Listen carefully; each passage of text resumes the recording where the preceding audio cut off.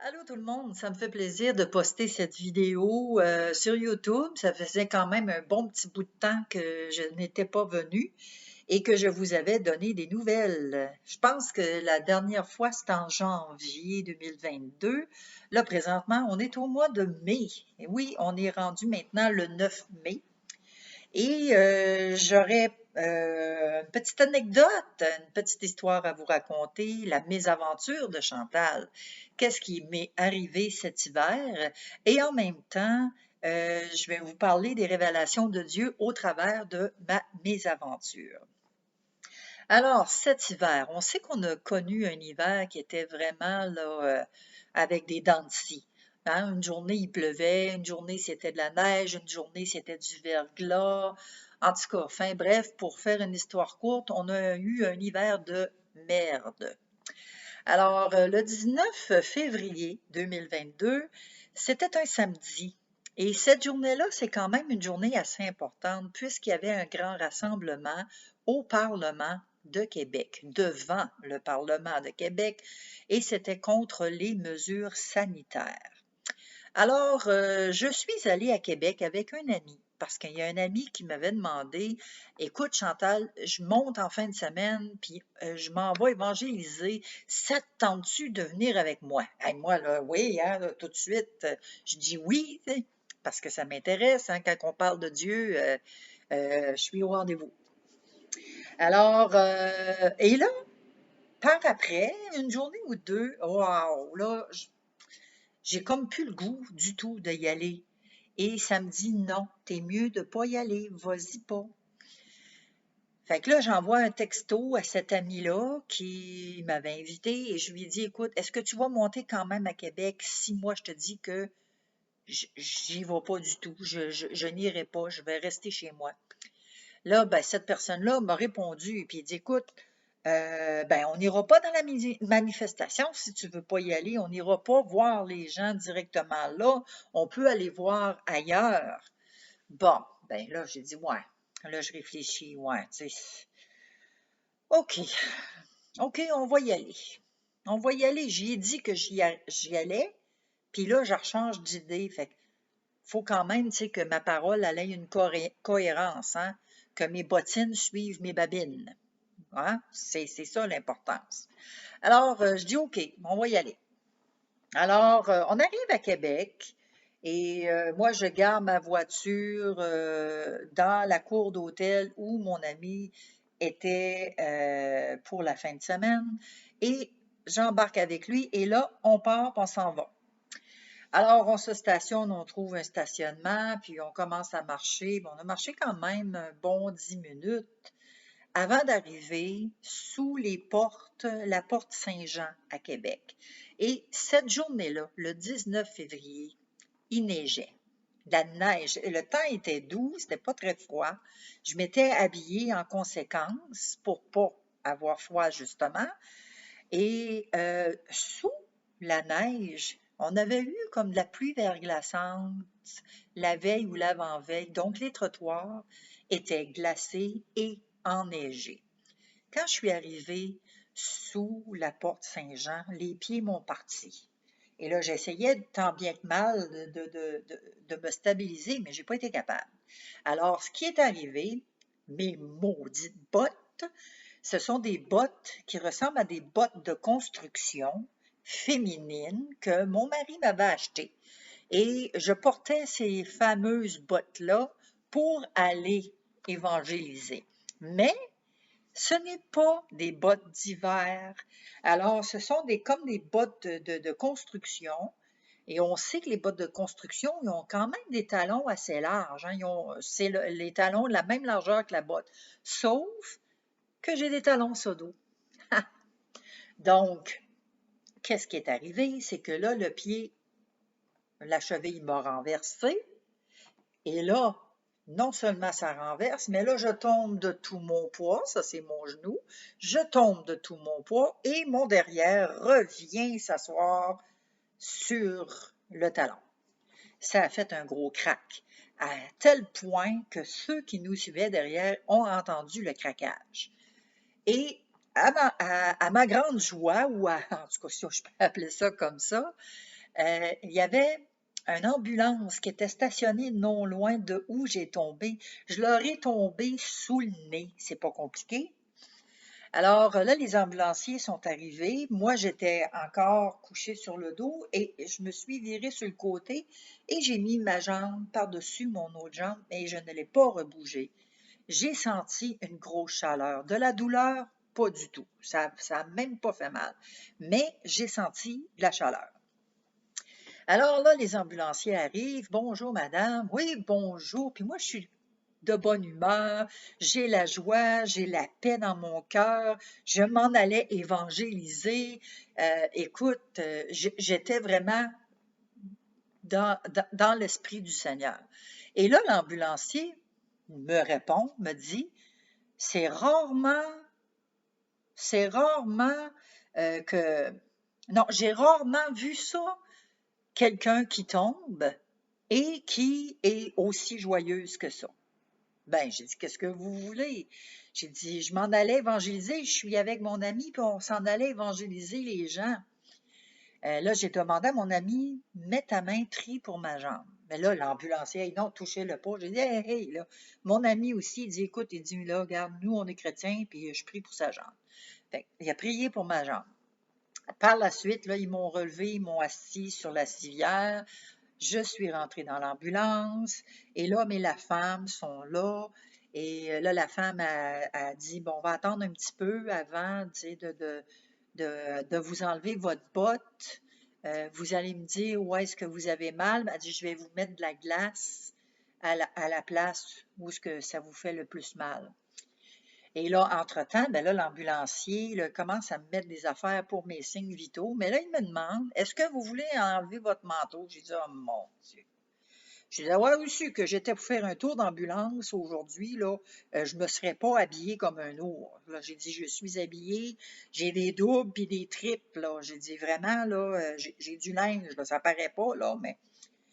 Fait que là, il m'aide tant bien que mal à enlever mes deux manteaux, parce que j'en avais deux. Fait que j'enlève ça, mais là, lui, en prenant mon premier manteau, il trouve que mon manteau est pesant. Il dit, qu'est-ce que vous avez? Il dit, dans vos poches. Ben, j'ai dit, je vous l'ai dit. J'ai dit, je m'en allais évangéliser. J'ai dit, donc, dans mes poches, qu'est-ce que j'ai? C'est des Nouveaux Testaments, puis c'est des évangiles de Jean. Là, il est là, puis il me regarde, il regarde sa collègue, ben, il dit, écoutez, il dit, nous, là, il dit, on est deux athées, là, il dit, vous n'aurez pas de chance avec nous. J'ai dit, c'est pas grave, c'est pas moi qui convainc, c'est l'Esprit de Dieu qui convainc.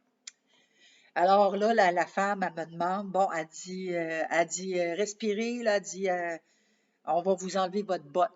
Fait que là, OK, là, je respire, tu sais, puis tout ça. Là, elle tire ma botte. C'est sûr que là, ben, j'ai comme senti une petite douleur. Puis là, elle me demande, bon, c'est où vous avez mal? Là, je lui dis exactement. Fait qu'elle pose le sac de glace sur ma cheville. Puis elle part, puis elle s'en va parce que c'est elle qui conduit l'ambulance. Donc, on est sous la porte Saint-Jean et on s'en va à Saint-François d'Assise pour aller faire des rayons X pour voir qu'est-ce qui se passe avec ma jambe. Alors moi, donc, je reste avec le monsieur. Le monsieur, il est avec moi, puis là, il me pose des questions, puis moi, ben, la gueule ne m'arrête pas parce que là, écoute, je suis tellement surexcitée, j'étais contente. Puis d'un autre côté, tu sais, dans ma tête, je me disais, bon, ben, j'aurais pas évangélisé longtemps, mais j'étais contente d'avoir tombé parce que j'avais pas vraiment envie d'y aller. Puis, tu sais, en tout cas, c'était tellement bizarre. Mais le Seigneur a permis que j'évangélise l'ambulancier. Et on a parlé tout le long. Moi, je lui ai dit où est-ce que j'étais. J'ai parti de Lévis et je me suis emmenée ici avec un ami. On venait évangéliser. Il dit, vous êtes certaine? Et là, il me pose la question encore. Vous êtes certaine? Vous avez rien que des Bibles là-dedans? Puis là, il est là, puis il touche ma poche. Mais j'ai pas eu la présence d'esprit d'ouvrir le zipper puis d'y entendre un me dire, regarde, t'en veux-tu un? Je vais t'en donner un. J'ai pas eu cette présence d'esprit-là. Mais je lui ai dit, oui, c'est des évangiles de Jean puis des Nouveaux Testaments. c'est ça qu'on allait faire. J'allais parler de l'amour de Dieu puis de ce que Jésus-Christ a fait pour nous à la croix. C'est ça que je m'en allais dire aux gens, qu'aujourd'hui, l'espoir, c'est Jésus. Il n'y en a pas d'autre solution. Puis là, il dit, est-ce que vous travaillez à quelque part? J'ai dit non, je ne travaille plus depuis juillet 2020. Depuis qu'ils ont imposé le masque obligatoire, j'ai donné ma démission. Je travaillais pour un organisme à but non lucratif, puis on s'occupait des immigrants. Il dit, ah oui, des immigrants. Il dit, ah, c'est spécial. Il dit, moi aussi, il dit, j'ai une équipe, puis on aide les immigrants. C'était quoi l'organisme? Fait que là, j'ai dit le nom de l'organisme. Et j'ai jamais entendu parler de ça. Ben, j'ai dit, vous êtes au courant maintenant? J'ai dit, allez voir sur Internet. Vous allez pouvoir rentrer en communication avec eux autres facilement. Puis, vous allez peut-être pouvoir vous donner des petits trucs ou des idées, tout ça.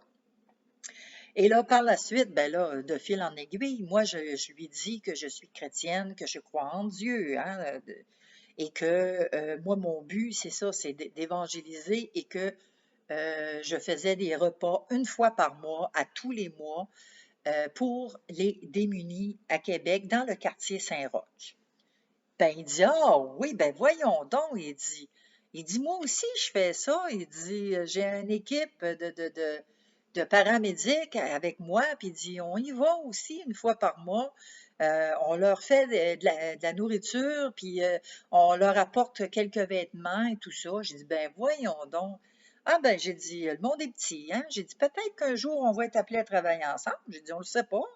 J'ai dit, nous, par exemple, j'ai dit, quand on le fait, j'ai dit, on leur parle de l'amour de Jésus, puis on leur dit que c'est Jésus qui nous pousse à le faire, puis c'est vrai aussi, parce que j'ai dit, c'est le mandat de l'Église de s'occuper des démunis, de s'occuper des veuves, des orphelins. Fait, j'ai dit, c'est notre mandat de s'en occuper. Alors, là, on arrive à l'hôpital. À l'hôpital, évidemment, je n'avais pas mon portefeuille, je n'avais pas mes cartes, c'était resté dans la voiture. Mais heureusement, moi, j'ai quand même une bonne mémoire. Fait que là, je leur donne mon numéro d'assurance maladie. Je l'ai par cœur. Alors là, je leur donne. Et puis là, l'ambulancière qui conduisait, elle n'avait pas entendu toute la conversation. Alors là, elle m'a reposé des questions. Puis là, je recommence, moi, mes affaires, que là, je témoigne que, tu sais, je m'en allais évangéliser, etc. Et là, c'est vrai, il m'a demandé aussi, est-ce que vous avez consommé quelque chose? J'ai dit non, pas du tout. J'ai dit, moi, là, je ne bois pas, je fume pas et je ne prends aucun médicament. Aucun. Ah, ben là, tu sais, parce que là, lui, il voulait essayer de justifier d'où venait ma joie, parce que c'était impossible pour lui que, voyons, elle vient de tomber, elle s'est vraiment fait mal gravement, ça a passé proche d'être une fracture ouverte. Puis elle est de bonne humeur, elle est joyeuse, puis elle ne montre pas de signes de douleur ou quoi que ce soit. Tu sais, c'était comme bizarre pour eux autres, mais pour moi, ça ne l'est pas, parce que je sais que le Seigneur il était là, puis il m'accompagnait cette journée-là. Alors là, les ambulanciers sont partis, on m'a transporté à l'urgence, et là, j'ai attendu, et j'ai attendu, et j'ai attendu. Je suis arrivée à l'hôpital, il devait être 2h30. Et puis, quand j'ai quitté l'hôpital à 18h le soir, là, mon rayon X était pris. Et la personne qui était en charge cette journée-là, le médecin en charge, m'a dit, vous allez devoir revenir, elle dit, lundi matin pour voir le chirurgien. Parce qu'elle dit là, elle dit, vous allez repasser un autre rayon X, puis lui va vous dire qu'est-ce qu'il y en est exactement. J'ai dit, OK, parfait. Fait que là, le lundi, je suis retournée. Et c'est là qu'il m'a annoncé que je devais avoir une chirurgie. Là, j'étais supposée d'avoir cette chirurgie-là le lendemain, qui était le mardi 22, mais j'ai dit là, moi, je suis toute seule à la maison, là. Puis moi, je m'inquiétais plus pour mon petit chien que je pouvais m'inquiéter de moi. Parce que mon petit chien, elle a besoin d'aller dehors, faire ses besoins. Ça prenait quelqu'un pour la nourrir, puis d'en prendre soin. Puis surtout la garder, là, parce que là, je m'en allais à me faire opérer. Fait que je m'en faisais un petit peu. Puis là, j'ai dit au médecin, ben, il faut que je me revire de bord. Faut que j'aille le temps de trouver quelqu'un. Ben, il dit, on va mettre votre chirurgie à vendredi, le 25 février. Ça va vous donner en masse le temps. J'ai dit, OK. C'est sûr que je ne vous cacherai pas que quand je suis sortie de son bureau, je me suis mis à pleurer. Parce que pour moi, c'était impensable là, de me faire poser une plaque, là. Et aussi, j'avais dit au médecin, ben, j'ai dit, remettez-moi mon tibia à sa place. Parce que là, le tibia, il était complètement sorti là, de la cheville, là. J'ai dit, tenez-moi quelqu'un, tenez-moi la jambe, puis placez-moi mon tibia, puis c'est sûr, je vais avoir du mal, je vais peut-être perdre connaissance. Mais j'ai dit, replacez-le-moi, mettez-moi un plat, puis ça va finir là. Il dit, madame, on ne peut pas faire ça. Fait que là, c'est sûr que là, j'étais déçue. J'étais déçue parce que moi, je ne voulais pas avoir de chirurgie, je ne voulais pas avoir de plaque. Puis de deux, ben là, comme je vous l'ai expliqué, j'étais toute seule. Je ne voulais pas laisser mon petit chien tout seul. Alors là, j'ai appelé ma pasteur, puis elle a prié avec moi, elle m'a exhorté, encouragée. Quand j'ai terminé avec elle, là, j'ai appelé mon mari. Et évidemment, il ne répondait pas parce qu'il était à l'extérieur. Je lui ai laissé un message. Puis j'ai dit là, je m'en vais en chirurgie vendredi, je me fais opérer. Alors là, quand il y a eu le message, là, il m'a rappelé puis il dit, écoute, il dit, je prends le premier avion que je peux, puis je m'arrange pour être là. Quand que tu vas rentrer à l'hôpital, il dit, je vais être là. Effectivement, il est arrivé le jeudi soir, le 24. Fait que là, j'étais contente. Fait que mon mari est resté avec moi pendant un mois. Alors là, il s'est occupé de moi. Mais je dois dire que moi, étant une personne qui est indépendante, une personne qui est fonctionnelle, qui fait ses affaires tout seul, euh, là, je devais dépendre complètement de mon mari. Et je dois vous dire que ça, ce bout-là, là, j'ai trouvé ça, ouf, que c'était terrible, c'était dur. Terrible dans le sens que c'est dur, c'est difficile pour une personne qui est indépendante de vouloir de vouloir déléguer, de vouloir laisser les autres faire les choses. Parce que voyez-vous, Chantal, ici, là, quand tu as fait du ménage, quand tu as fait la vaisselle, parce que je lave la vaisselle à la main, hein, eh oui, le lave-vaisselle n'existe pas chez moi. Alors, j'ai des méthodes, hein? J'ai des méthodes, puis j'y vais par ordre. Je suis une personne qui est ordonnée. Donc, c'était difficile pour moi de déléguer tout en sachant que Yves, mon mari, faisait pas les affaires de la même façon que moi. Fait que, à quelque part, là, je m'étais un zipper et je ne parlais pas. Et effectivement, il a fallu que je lâche prise parce que c'est impossible, là. Et bon, de fil en aiguille, quand que Yves est reparti, il est parti le 1er avril, donc il me restait 12 jours avant de faire enlever ce fameux plâtre-là. Mais entre-temps, j'avais été pour faire enlever justement les broches, parce qu'il m'avait mis des broches, puis il m'avait refait un autre plâtre. Et là, il me restait 15 jours à faire. J'ai dit, bon, comment je vais faire? Mais vous savez, j'ai des petits pads là, de pipi, là, des petits tapis d'entraînement. J'en ai mis partout devant la porte ici, derrière la porte ou la porte patio. Donc, parce que moi, voyez-vous, mon petit chien, quand il va faire ses besoins dehors, là, surtout le caca, ben, je suis une personne qui ramasse les cacas. Moi, j'aime pas ça que mes voisins, quand ils arrivent, ou que ma visite, ou que le facteur, ou que les livreurs viennent puis qu'ils se mettent les pieds dans le caca. Moi, j'aime pas me les mettre, puis j'aime pas que les autres les mettent non plus. Donc, étant une personne qui est propre, j'aime que ma cour soit propre. Et surtout quand l'hiver arrive, puis là, le printemps, la neige à fond. Fait que là, c'est là qu'on voit fleurir les tas de caca partout, puis ça sent pas bon. Donc, je ne pouvais pas envoyer mon petit chien. Mais heureusement, vive les pépipades, ça existe. Et mon petit chien, elle a été tellement gentille. Elle a compris tout de suite qu'il se passait quelque chose et que je ne pouvais pas la sortir. Fait que, tant bien que mal, elle a accepté de faire ses besoins à l'intérieur et de ne pas sortir. Alors, quand je suis allée faire enlever ça, le plâtre, le 12 avril, bon, à ce moment-là, là, je pouvais quand même mettre un peu le pied à terre, mais juste la pointe des orteils. Et là, je marchais avec les béquilles. Et puis, effectivement, ben là, c'est sûr que j'avais la jambe raide. J'ai une amie extraordinaire, Chantal. Elle est massothérapeute. Écoutez, c'est massothérapeute, masso-kinésithérapeute. C'est un bijou. C'est un bijou. Elle est venue, elle m'a fait le massage de ma cheville, de ma jambe, et j'avais de la peau morte là, depuis quand même 2 mois, j'avais un plâtre, et elle m'a tout fait un beau travail, elle m'a fait un massage à un tel point que quand elle a terminé, je pouvais bouger ma cheville. Il y avait déjà une transformation, il y avait déjà un progrès de fait. Ma cheville commençait à bouger à, je dirais peut-être 30%.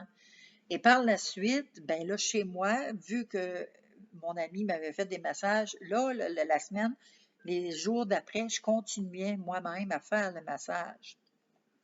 Et la semaine d'après que mon ami est venu, euh, là, ma physiothérapeute m'a appelé pour dire qu'elle devançait mon premier rendez-vous.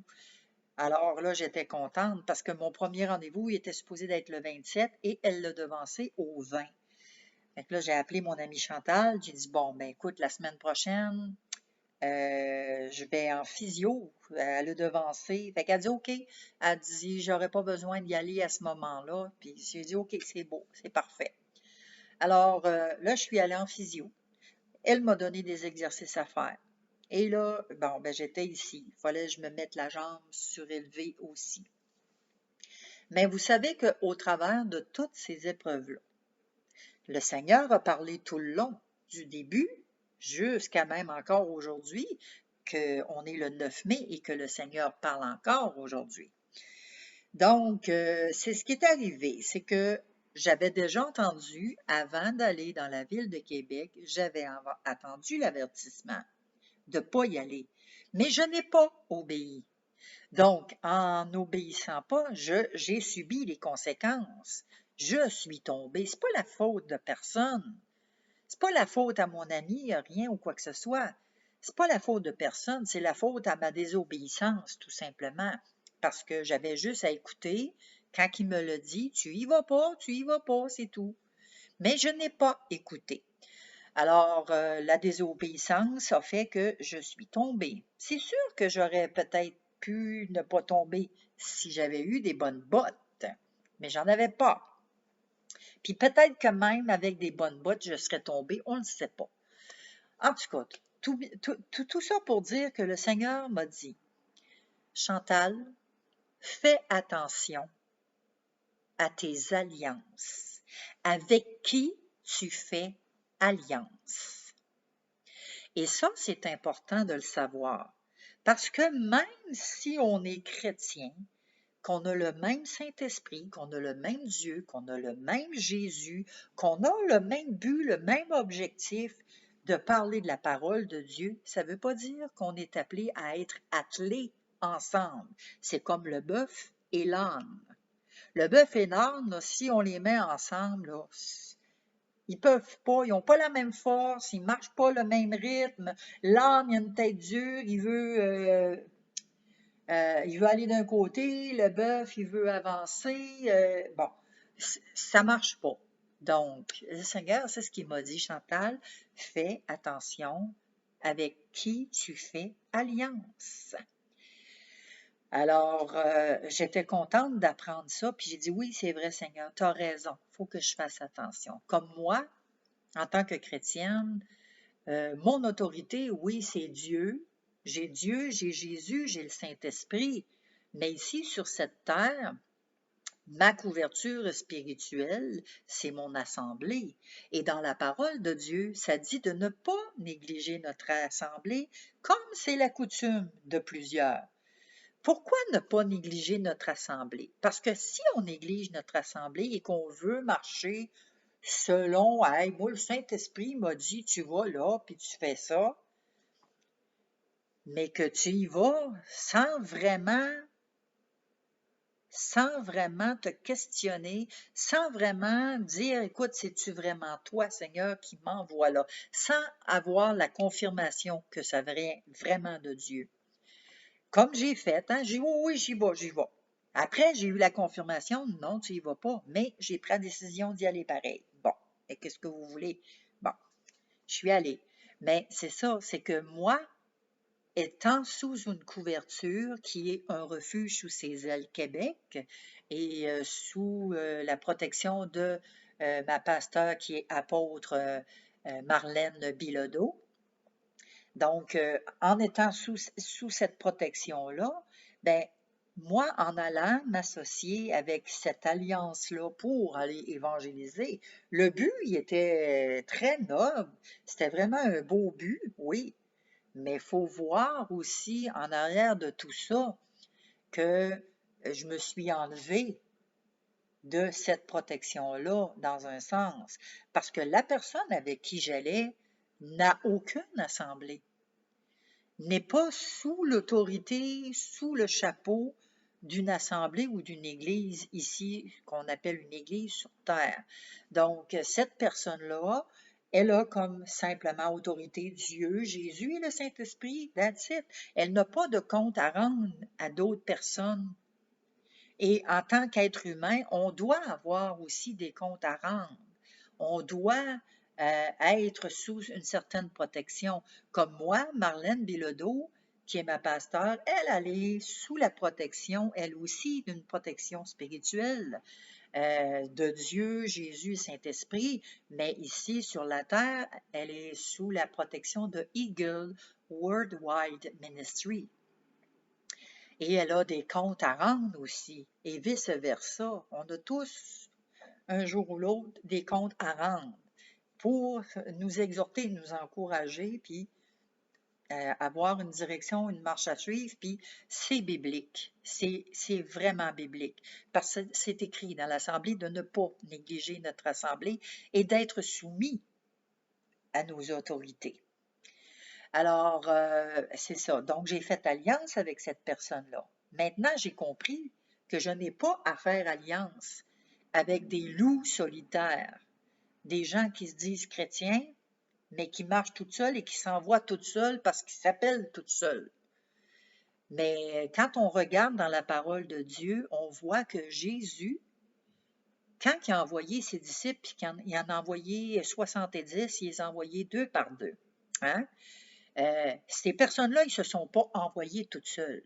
Et par la suite, Jésus a délégué l'autorité, il l'a délégué à Pierre. Puis il a dit, tu es Pierre, et sur cette pierre, je vais bâtir mon Église. Fait que donc, à partir de ce moment-là, quand que Jésus a donné cette autorité-là à Pierre, maintenant, c'est Pierre qui a repris le flambeau et qui, lui, déléguait et envoyait les gens 2 par 2. Et il était redevable les uns envers les autres. Fait que c'est ça. Donc, puis pour ce qui est aussi de ma physiothérapie, hein, c'est long. Oui, je trouve ça long, mais le Seigneur m'a parlé encore à ce niveau-là.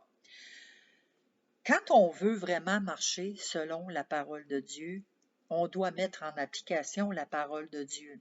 Hein? On doit respecter ses commandements.